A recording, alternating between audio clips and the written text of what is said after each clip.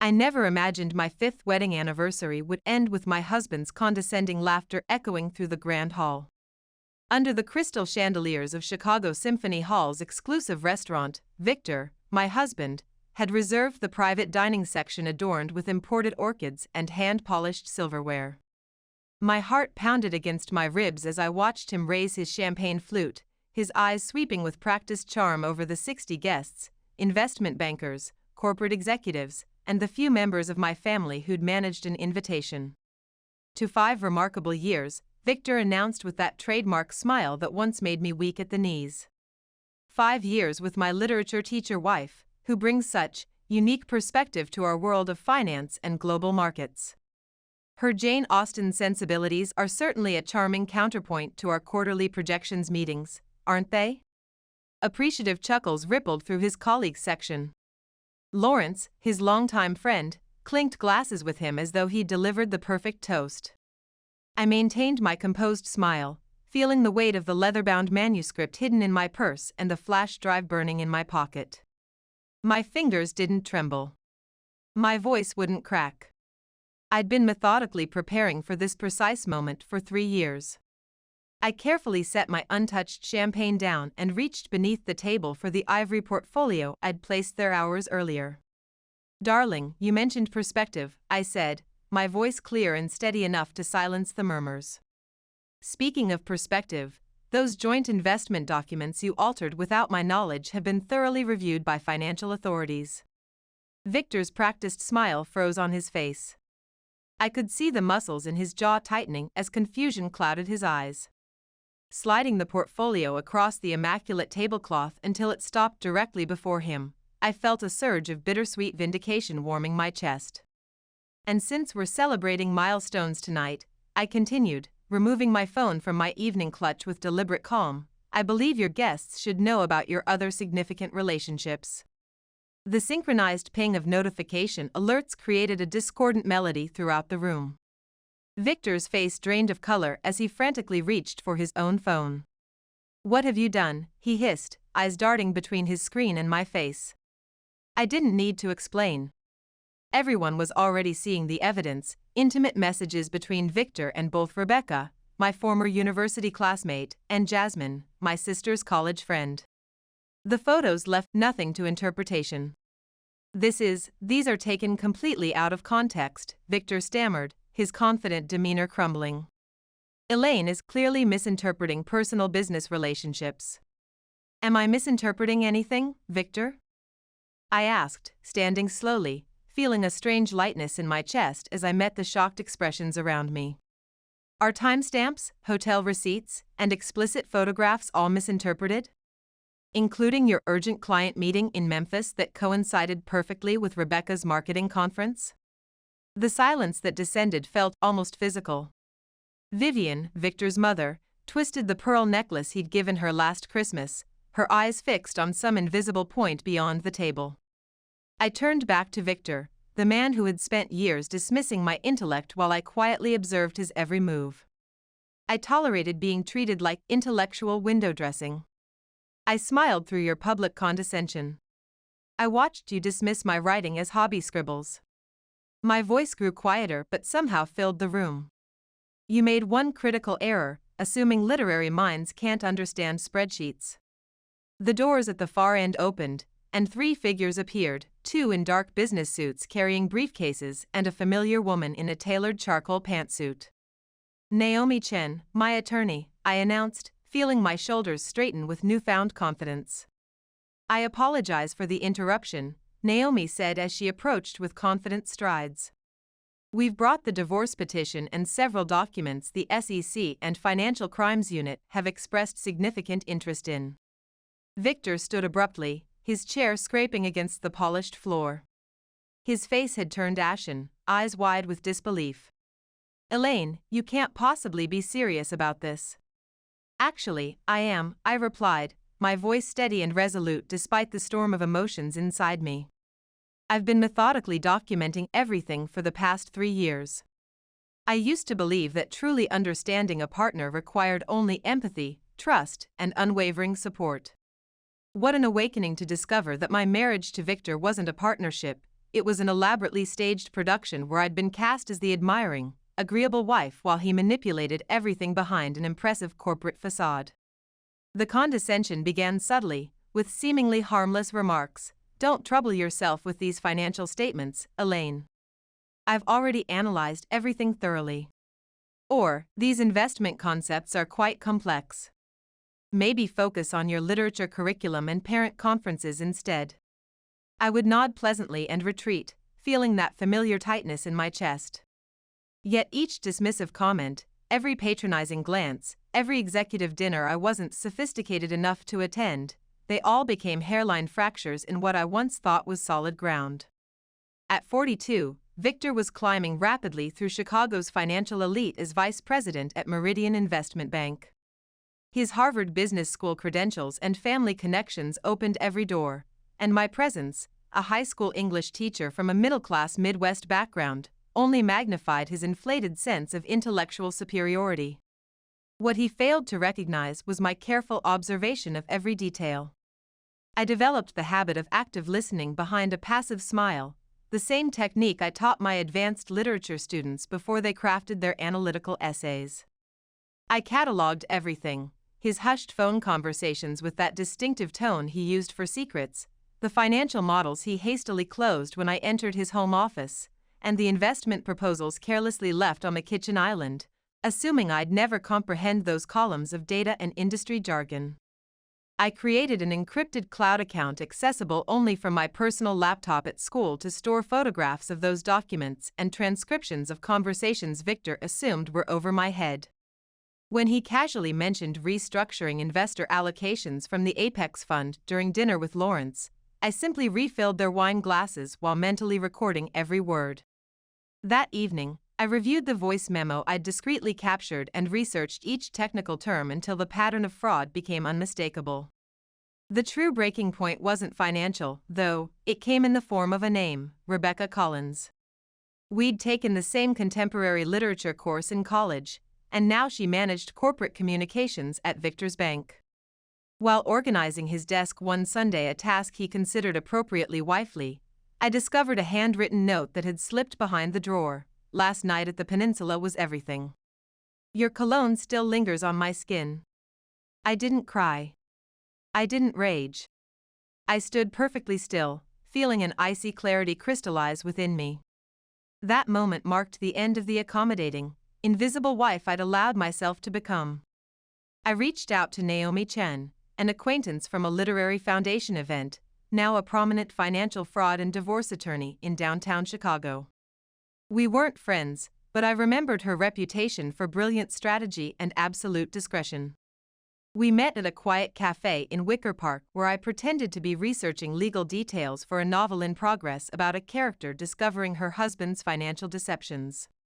Naomi studied my face intently, her dark eyes penetrating beneath perfectly arched brows.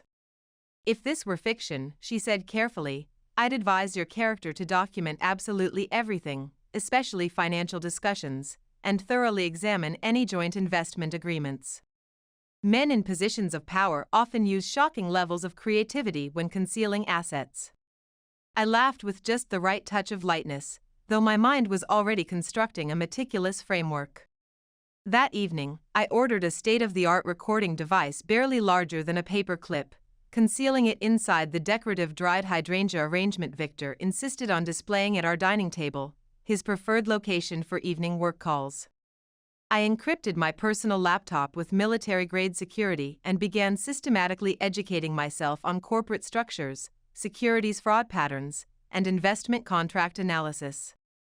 The revelation came one night when I accessed our home safe, ostensibly to review insurance documents. Among the papers, I discovered two versions of our joint investment agreement, superficially identical but fundamentally different. The crucial clause, "all investment returns to be distributed equally between marital accounts," had vanished in the second version, replaced with technical language directing all profits to accounts I'd never known existed. My heart pounded against my ribs as I scanned both documents, creating digital copies that I immediately sent to Naomi. The next afternoon, my phone vibrated with her call. "Elaine," Naomi's voice was taut with professional concern, these documents show clear evidence of financial fraud. The second agreement contains your signature, but the language has been substantially altered post-signing. I thanked her calmly, then walked silently into our bedroom where Victor slept deeply, his breathing steady and confident. Watching his peaceful face, I felt a strange mix of grief and determination rising within me. "You've been the sole author of our story for too long," I whispered to myself. "It's time I write my own chapters." Planning for that night consumed nearly 11 months of my life, every contingency calculated, every reaction anticipated. The transformation began when I finally recognized the truth. I wasn't naive or intellectually inferior. Victor's arrogance had simply blinded him to the changes happening right before his eyes. He continued seeing me as the unassuming literature teacher passionate about 19th century novels and weekend farmers' markets, completely missing the woman I was becoming. Victor himself provided the perfect opportunity when he proposed hosting our 5th anniversary celebration. The timing was impeccable. He selected Chicago Symphony Hall's exclusive restaurant, a status symbol where he frequently entertained potential investors. He envisioned an evening showcasing his success, wealth, and picture-perfect marriage. I expressed enthusiastic support for every decision, secretly aware that he was constructing the ideal setting for his own undoing. 3 weeks before the event, I met Naomi at her downtown office overlooking Millennium Park. This time, I abandoned all pretense about fictional characters. I presented her with meticulously organized evidence, digital recordings, transaction histories, comparative analyses of the altered investment documents, and financial discrepancies I'd identified with guidance from a forensic accountant I'd discreetly consulted through an anonymous forum. Naomi reviewed each item methodically, her expression growing increasingly grave. "Elaine," she said finally, removing her reading glasses, "with evidence this comprehensive, we're looking at more than just divorce proceedings. The SEC and federal authorities will almost certainly pursue criminal charges. The systemic fraud patterns here cross multiple jurisdictions. Are you emotionally prepared for that level of fallout?" I felt an unexpected wave of complex emotions, sadness for what might have been, anger at the years lost, yet beneath it all, a profound sense of reclaiming myself. "I've been preparing myself for exactly this moment since I found Rebecca's note," I answered with quiet certainty. Together, we developed a 3-phase strategy: public revelation, legal action, and regulatory investigation. I created encrypted backups of all evidence on secure servers, with physical copies stored in 3 separate locations. Naomi would arrive at the anniversary celebration with 2 colleagues from her firm at precisely 9:15 p.m. The messages exposing Victor's affairs, screenshots from his carelessly unlocked devices, were prepared for simultaneous delivery to all guests' phones at 8:45 p.m. through a timed messaging service. The evening unfurled exactly as Victor had orchestrated: opulent, impressive, with nearly 70 guests filling the Symphony Hall restaurant. The gathering represented a carefully curated audience: senior executives, major investors, society columnists, and a token sprinkling of my family members to complete the picture of marital harmony. I selected a tailored burgundy dress with minimal accessories, elegantly understated rather than attention-seeking. This deliberate choice played perfectly into Victor's assumptions. In his world, a woman who embraced simplicity clearly lacked the creative vision to orchestrate anything of consequence.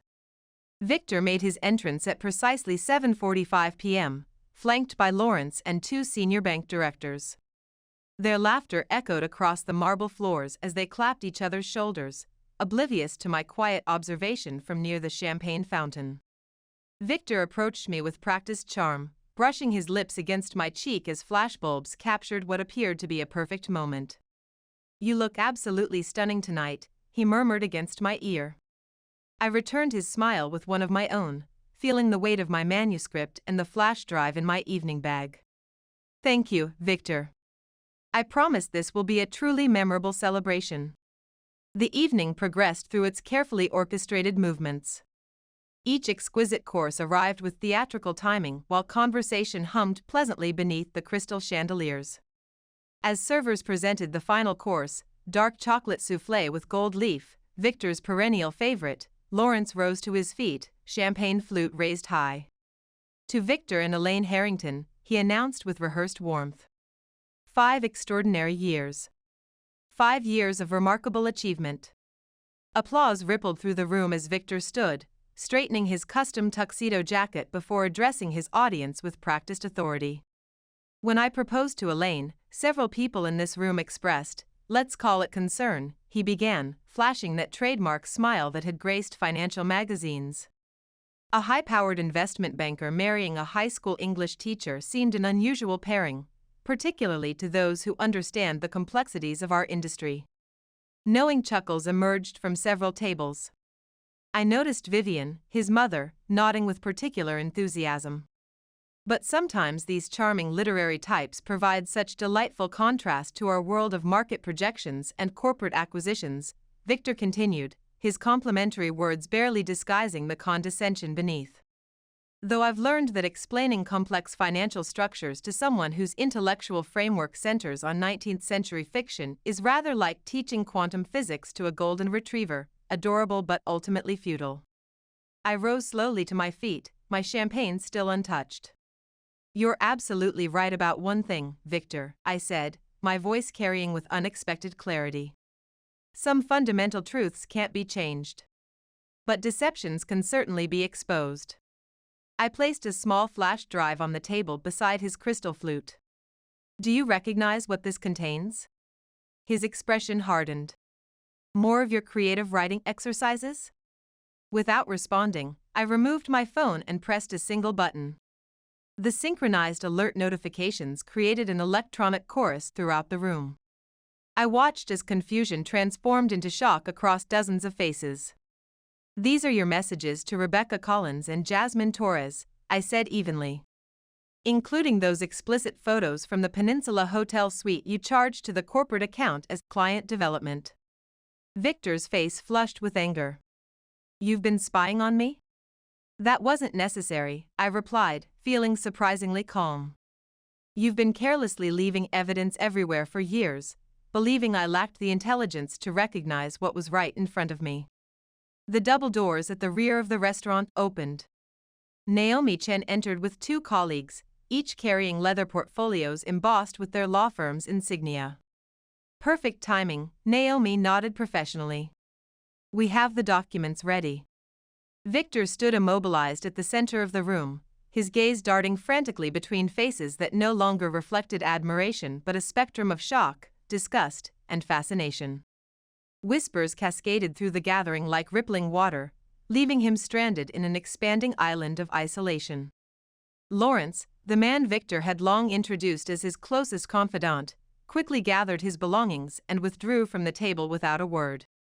As he passed by, his eyes briefly met mine, then flicked to the flash drive still resting beside Victor's untouched dessert, before he hurriedly looked away and continued toward the exit.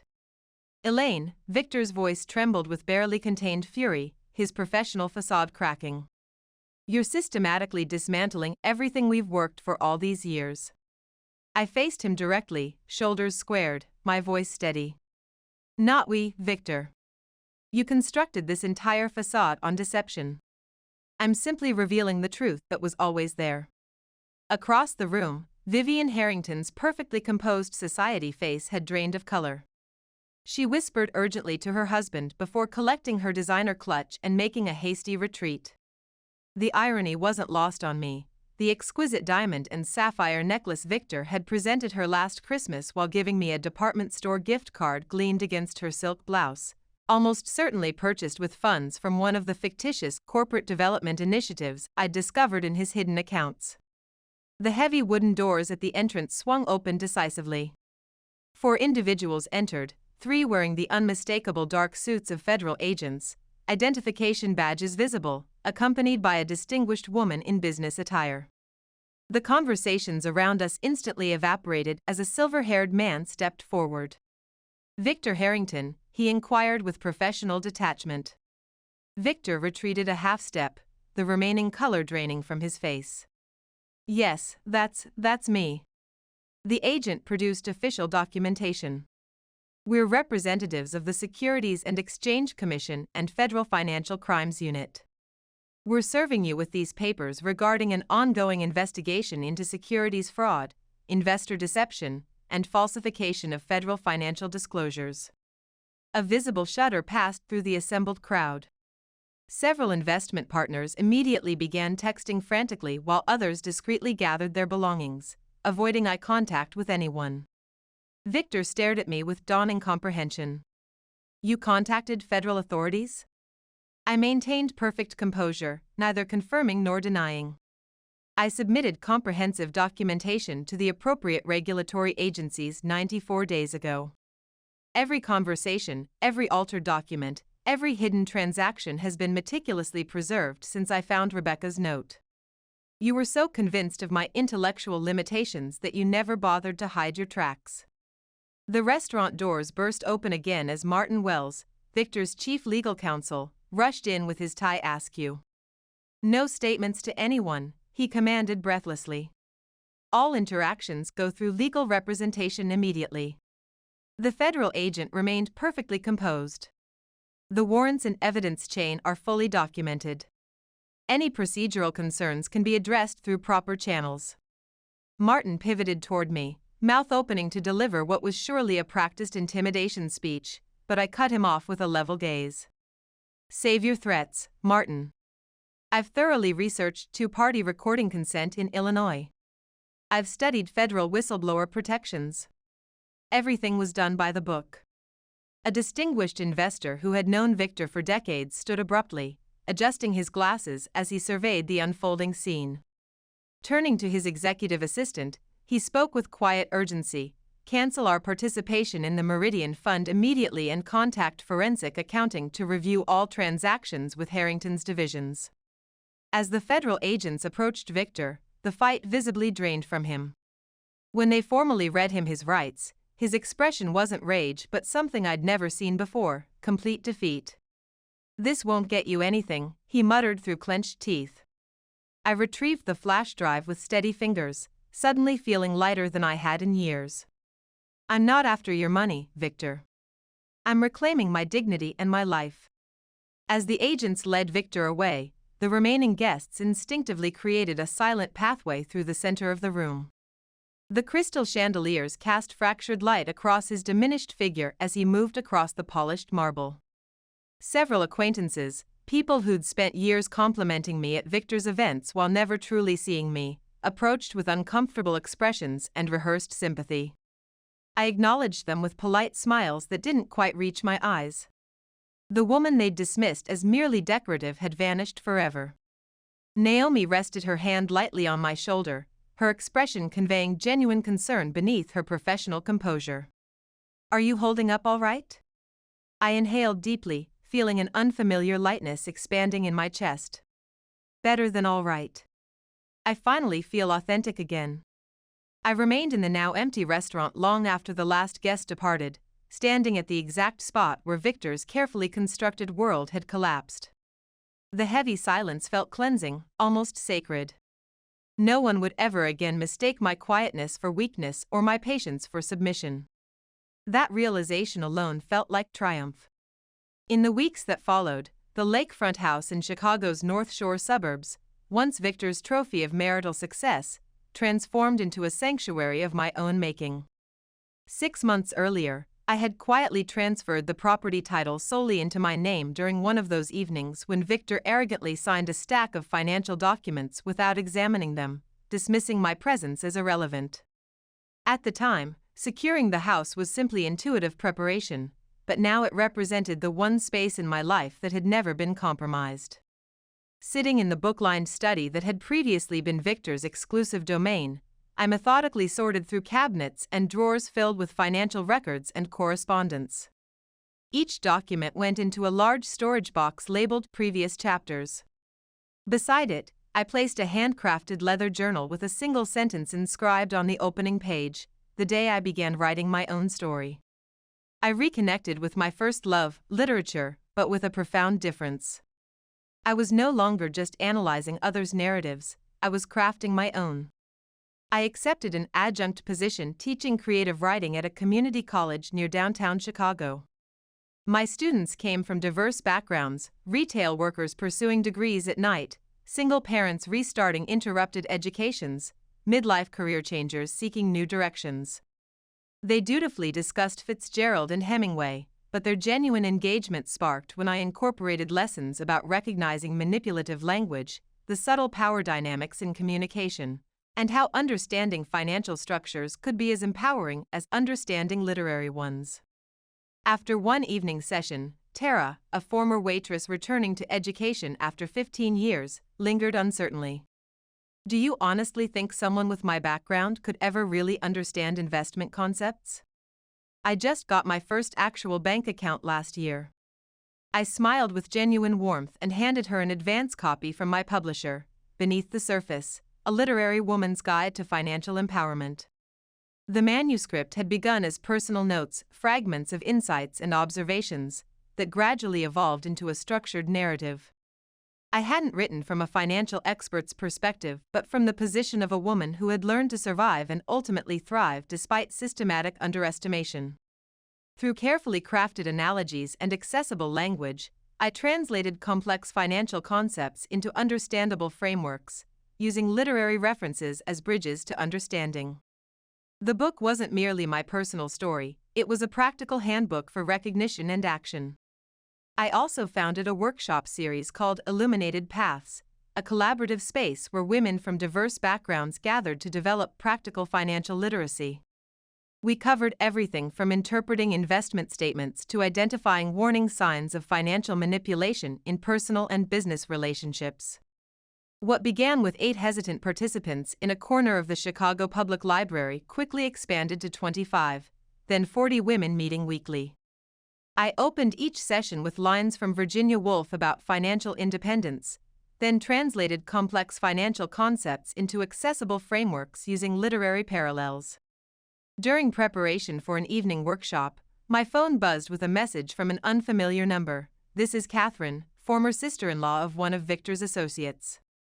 I attended your workshop at Northwestern last week.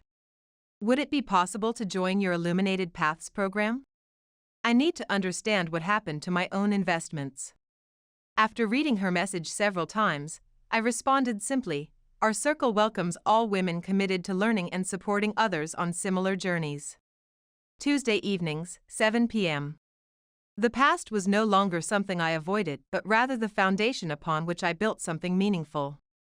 Victor's securities fraud trial was scheduled for October. Though I would serve as a primary witness, I approached the prospect with a calm confidence that still occasionally surprised me.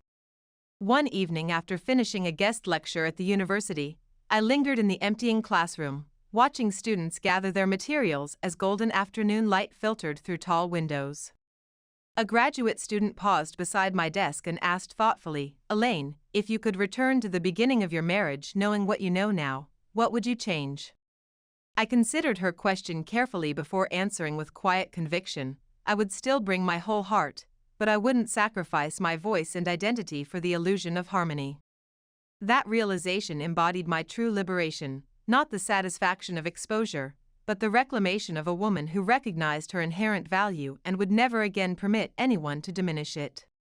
The autumn afternoon wrapped Chicago in gentle amber light. I was arranging materials for that evening's workshop when the community center door chimed softly. Looking up from my organizational spreadsheets, I turned toward the entrance, preparing to greet an early participant. There she stood, Rebecca Collins. The woman who had once shared literary discussions in college seminar rooms before drifting into Victor's corporate orbit and eventually his secret life. She hesitated in the doorway, clutching a copy of my recently published book, uncertainty evident in her posture. I felt neither shock nor animosity. Those reactions had dissolved long ago, perhaps in the very moment I had executed the final step of my plan at the anniversary celebration. I crossed the room and opened the door fully. Rebecca's gaze flickered between remorse and trepidation. "Elaine," she began, her voice barely above a whisper. "I wasn't certain I should come, but your book, the way you write about reclaiming yourself. I think I need to find my own path forward." I remained silent briefly, not from uncertainty, but but to ensure my response came from a place of genuine resolution rather than lingering resentment. "Welcome," I said simply, holding the door wider. "We begin at 7. Rebecca stepped tentatively into the warmly lit meeting room where women of varied ages and backgrounds were gathering to share their stories and strengthen their knowledge. That evening, when introducing her to the group, I didn't mention our complicated history or her connection to Victor. I simply stated her name, offering her the same fresh beginning I extended to every woman who joined our circle. "Rebecca will be joining Illuminated Paths starting today," I announced to the gathering, my gaze focused on the possibilities ahead rather than the complications behind us. "As you all know, our community welcomes anyone committed to building financial literacy and personal agency, regardless of their starting point or past experiences." The women nodded with quiet understanding. No one requested explanations or backstories. In this sanctuary of growth, previous identities mattered less than present intentions and future aspirations.